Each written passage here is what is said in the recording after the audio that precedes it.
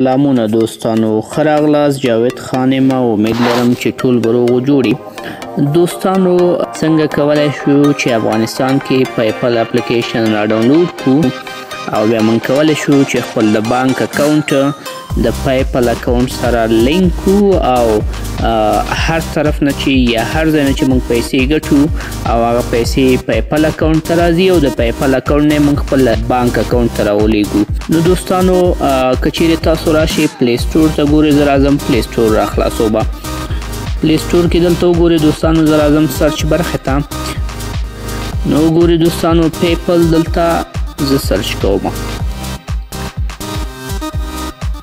نو دلته وګورئ دوستانو په سټور کې بالکل د پیپل اپلیکیشن په افغانستان کې نه ملاویږي، نشته دی.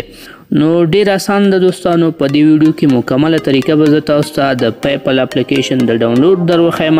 نو دوستانو که چیرې تاسو زموږ چینل ته نوي یاستئ، چینل ځان سره سبسکرایب کړئ، د بیل تڼۍ کېکاږئ تر څو تاسو له نوي ویډیوګانو نه خبر شئ او همدارنګې دغه ویډیو د خپل ملګرو سره شریکه کړئ.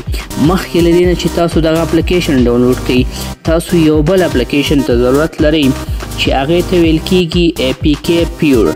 اے پی کې پیور هم په پلی سټور کې نشته دی دوستانو. د دې باندې ما بله ویډیو کړې ده، د هغې ویډیو لینک به د همدې ویډیو په ډسکریپشن کې تاسو ته میلاو شي. تاسو لومړی اول هغه ویډیو وګورئ او دغه اپلیکیشن ځان لپاره را ډاونلوډ کړئ او له دې نه تاسو کولی شئ چې پیپل اپلیکیشن د خپل موبایل لپاره را ډاونلوډ کړئ. نو ګورئ دوستانو زه دا داسې را خلاصوم. دلته راځم ګورئ دوستانو د سرچ برخې ته او په سرچ کې زه ورته لیکم پیپل. نو ګورئ دلته به راشم دوستانو، دا به داسې سرچ کوم. نو دلته وګورئ دوستانو بالکل د اپلیکیشن د دې نه تاسو کولی شئ ځان لپاره ډاونلوډ کړئ او دغه اپلیکیشن دوستانو زما سره زما په سمارټ فون کې انسټال ده. نو زه به تاسو ته مخکې طریقه وښیم، ډاونلوډ طریقه خو تاسو به انشاءالله زده کړې وي. اوس راځم دلته وګورئ دوستانو، دا زما سره پیپل اپلیکیشن دی. کله چې تاسو دا را خلاصوئ په لومړي سر کې به تاسو نه ستاسو د پیپل اکاونټ وغواړي او پاسورډ به وغواړي. دوستانو ګورئ زه راځم دې نه د اپلیکیشن خلاصوم. وګورئ دوستانو په سر کې زما نه ایمیل ادرس غواړي، هغه ایمیل ادرس په کوم باندې چې موږ پیپل اکاونټ جوړ کړی وي هغه به تاسو دې ځای کې داخل کړئ او لاندې به دوستانو تاسو د خپل پیپل اکاونټ پاسورډ دلته داخل کړئ.